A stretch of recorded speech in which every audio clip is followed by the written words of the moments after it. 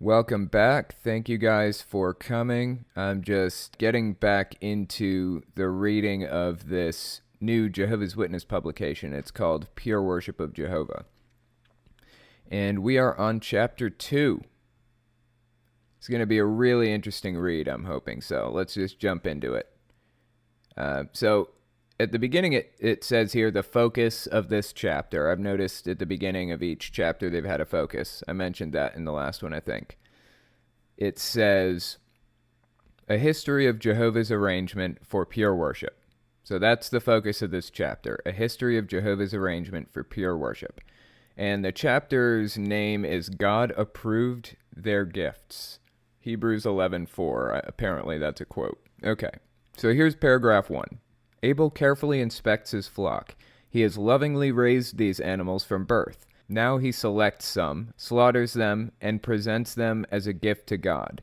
Will this act of worship offered by an imperfect human be acceptable to Jehovah? So yeah, now they're getting into parts of the Bible where they talk about animal sacrifice and things like that. I find it really interesting when they talk about animal sacrifice because it seems semi-intuitive to us, right? Man is imperfect. We have to give a sacrifice to make up for our imperfection. And Jesus comes along and gives us that final sacrifice. So now there's no longer a need to sacrifice animals. I just, it seems semi-intuitive at face value. But when you really think about it, when you apply it to a completely different situation, it's not intuitive at all. It does not make any sense. So anyway, let's just continue on here. Paragraph 2. The Apostle Paul was inspired to write regarding Abel. God approved his gifts. Jehovah, however, rejected Cain's offering. Okay, interesting. This raises questions that we need to consider. Why did God accept worship from Abel, but not from Cain? What can we learn from the examples of Cain and Abel, and from others mentioned in Hebrews chapter 11? The answers will deepen our understanding of what is involved in pure worship. Okay, so I didn't realize that Hebrews 11 talked about Cain and Abel. I did, however, know that Hebrews 1, I believe it's Hebrews 1, describes Jesus in great detail. Okay, so here's paragraph 3. As we discuss this brief overview of events from the time of Abel to Ezekiel's day, note 4 key elements that in combination make worship acceptable to God. The recipient must be Jehovah. The quality must be the best. The manner has to be approved by God. And the motive of the worshiper needs to be pure. This is bizarre. So now they're talking about how to sacrifice animals. Must be the best animal. It must be to Jehovah. It must be in a manner approved by God. And the motive of the worshiper needs to be pure. Okay, I'm not sure what the manner is. I'm assuming they'll get to that, though. Okay. So this is the first subheading. Why was Cain's worship rejected? So this is paragraph 4. Read Genesis 4, 2 through 5. Not going to read that. Cain knew that the recipient of his gift would be Jehovah. Cain had plenty of time and opportunity to learn about Jehovah. He and his brother Abel may have been close to 100 years old at the time that they offered their gifts. Both boys had grown up knowing of the garden in Eden, maybe even seeing that fertile park from a distance. Certainly, they would have seen the cherubs blocking entrance to it. The boys' parents no doubt told them that Jehovah created all life and that his original purpose for mankind was different from what they were now experiencing, a slow decline into death. Knowing these things may have led Cain to conclude that he should offer his gift to God. Okay. That's interesting. So let's just take a quick glance at Genesis 3:24, actually, because they actually quote it in there. Genesis 3:24. After he drove the man out, he placed on the east side of the Garden of Eden cherubim, and a flaming sword flashing back and forth to guard the way to the tree of life. I remember Jehovah's Witnesses' depiction of the angels or the cherubs, or I don't even know what the difference is, in the Garden of Eden. It was in the Bible story book, the yellow one from like 1978 or something, the one I grew up with. It was really vivid, really interesting. Anyway, okay, so this is paragraph 5. What else may have prompted Cain to offer his sacrifice? Jehovah had foretold that an offspring, quote unquote, would arise, someone who would crush the head of the serpent that seduced Eve into making her terrible choice. Cain, as firstborn, may have thought that he was promised offspring. In addition, Jehovah had not cut off all communication with sinful humans. Even after Adam sinned, God spoke to him, evidently by means of an angel, and Jehovah talked with Cain after he offered his sacrifice. Without doubt, Cain knew that Jehovah is worthy of worship. Yeah, this is another thing I find interesting about Jehovah's Witnesses, is the fact that they keep calling the serpent who deceived Eve Satan, when it doesn't say it was Satan at all. It just says it was a serpent. It's just fascinating to me how they justify their beliefs and how they kind of work it to make it say what they want it to say. Anyway. All right, so that was paragraph 5. This is 6. Why then did Jehovah not look with any favor on Cain's offering? Was there something wrong with the quality of the gift? That quality is in italics here. So a minute ago in the paragraphs, they put some words in italics. They put recipient, manner, quality, and motive in italics to emphasize which words they were going to discuss in a minute. So now we're discussing quality, I believe. Yeah, okay. It says, was there something wrong with the quality of the gift? The Bible does not say. It simply says that Cain brought fruits of the land. Jehovah later indicated in the law that he gave to Moses that this type of sacrifice was acceptable. So apparently he's saying fruit is acceptable as opposed to a burned animal sacrifice. Also, consider the circumstances. At this point in history, humans ate only vegetation. And because the ground outside of Eden was cursed by God, Cain had toiled to produce his offering. He offered hard-won, life-sustaining food. Even so, Jehovah did not approve of Cain's offering. I'm still blown away by the fact that they're taking this whole story seriously. I just can't possibly bring myself to believe it to be an actual, real, literal event. And that's how they're representing it here. That's how they represent it in the Kingdom Hall. They believe it to be a real, literal event, and it just kills me. Okay. So that was paragraph 6. This is 7. Was there then something wrong with the manner, italics, in which the gift was made? Did Cain fail to offer it in an acceptable way? That seems unlikely. Why so?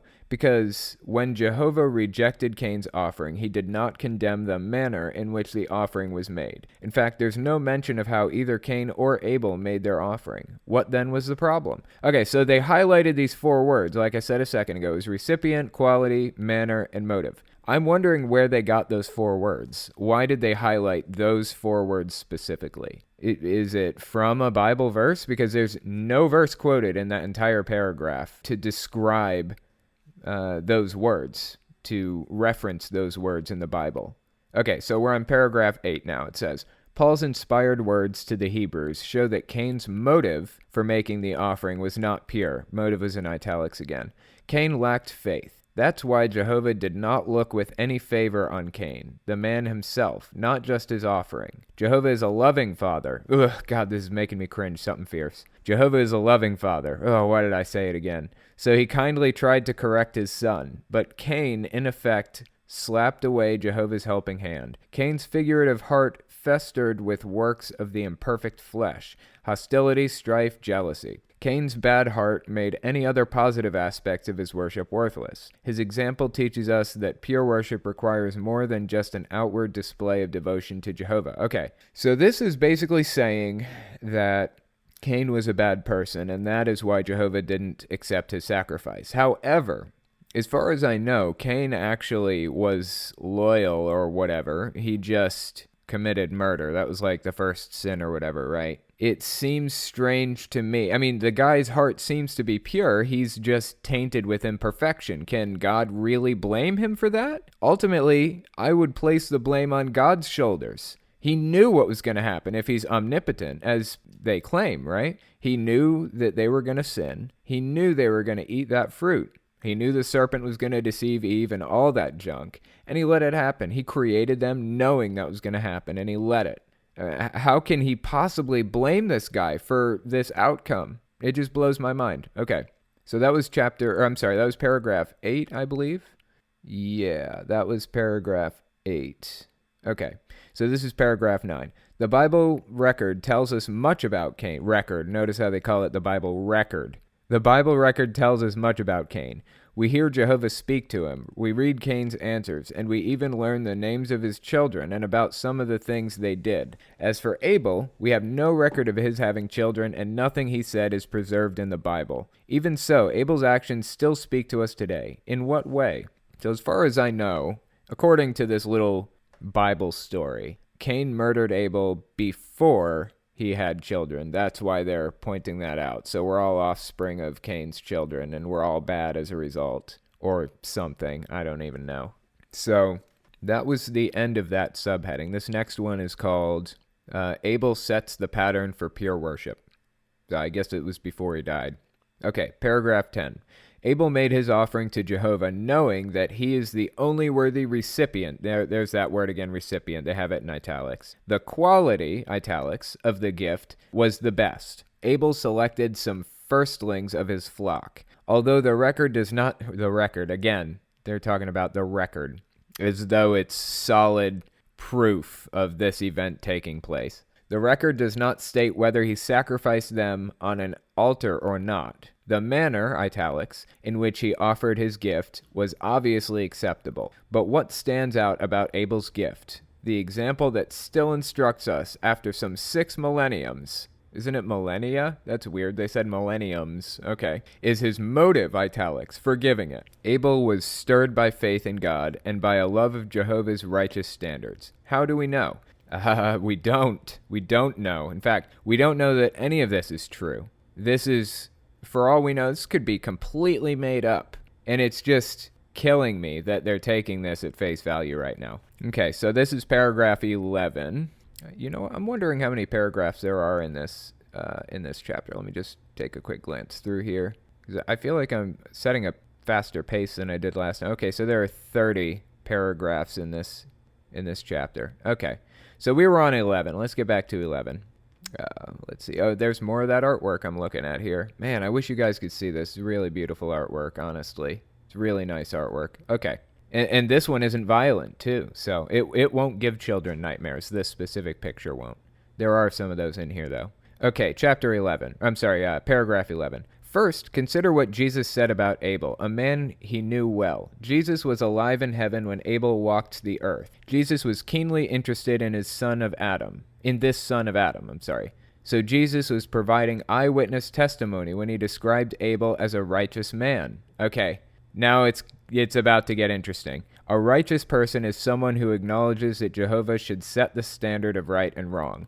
But he does more. He proves by his speech and actions that he agrees with those standards. It takes time to gain a reputation as someone who's righteous. So even before offering his gift to God, Abel must have built up a record of living according to Jehovah's standards. That would have been a difficult path to walk. His older brother was unlikely to have been a positive influence. Cain's heart had become wicked. Abel's mother had disobeyed a direct command from God, and his father had rebelled against Jehovah, wanting to decide for himself what is good and what is bad. What courage Abel showed to choose a course so different from the one his family pursued. So, I said it's about to get interesting because I want to point out that Jehovah's Witnesses actually believe that Michael the Archangel is Jesus. And that is not a standard belief among most of Christianity. That's a pretty big deviation from traditional Christianity. And I was talking about Hebrews 1 a minute ago because Hebrews 1 goes into great detail about Jesus, talks all about him, and it pretty much debunks the idea that Jesus is Michael the Archangel. But Jehovah's Witnesses take like 1 or 2 little verses out of different books in the Bible and cram them together like they love to do and go with it. That is kind of what happened here. That's how they arrive at the whole Michael the Archangel, as mentioned in the Bible, is Jesus. Anyways, Michael the Archangel has had a few key roles in a few things, and Jehovah's Witnesses pretty much believe that that's Jesus. So, kind of an odd little belief. Okay, where were we? Let's see. I think we were on paragraph 12. Okay. Next, note how the Apostle Paul linked the qualities of faith and righteousness. By faith, wrote Paul, Abel offered God a sacrifice of greater worth than that of Cain, and through that faith he received the witness that he was righteous. Paul's words indicate that unlike Cain, Abel was motivated by lifelong, heartfelt faith in Jehovah and in his way of doing things. You know, one problem I have with reading Jehovah's Witness literature is I remember sitting there in the Kingdom Hall when I was little, listening to somebody read this stuff, and I swear I struggled to just focus my mind on this, because sometimes it is so freaking boring. My mind just cuts out. It's like I just go into La La Land. I'm not even paying attention to what my eyes are reading anymore. So it's something I struggle with every day. Every day that I read Jehovah's Witness literature anyways. I can pretty much read anything else and it's not a problem. Okay, so that was paragraph 12. This is 13. Abel's example teaches us that pure worship can come only from a heart that has pure motives, a heart full of faith in Jehovah and in complete agreement with his righteous standards. In addition, we learn that pure worship requires more than a single act of devotion. It involves our whole life, our entire course of conduct. Okay, so here they're kind of saying that they want Jehovah's Witnesses to pour everything into this religion. Every part of their being has to be devoted to this. It says, we learn that pure worship requires more than a single act of devotion. It involves our whole life, our entire course of conduct. That's their excuse for forcing Jehovah's Witnesses to conform every part of their life to the religion. They control every aspect of your life in this. Okay, so that was 13. This is a new subheading. It says, the patriarchs follow the pattern. Okay, paragraph 14. Abel was the first and perfect man to offer Jehovah pure worship, but he was by no means the last. The Apostle Paul mentions others who worship Jehovah acceptably, such men as Noah, Abraham, and Jacob. Read Hebrews 11:7 and 8. At some point in their lives, each of these patriarchs offered Jehovah a sacrifice, and God approved their gifts. Why? Because these men did more than perform formal acts of devotion. Each of them also fulfilled all the key requirements of pure worship. Consider their examples. They're still saying Jehovah, and I am still cringing. Ugh. Okay, so paragraph 15, I'm just kind of glancing through the book here. It looks like they cite a few different people. 15 is about Noah, 17 is about Abraham, and then 19 is about Jacob. Okay, so paragraph 15. Noah was born just 126 years after Adam died, yet he grew up in a world perverted by false worship. That's really interesting to me. So 126 years after Adam died, how could there have possibly been enough people to have perverted the world like they're saying? Okay, let's just continue on.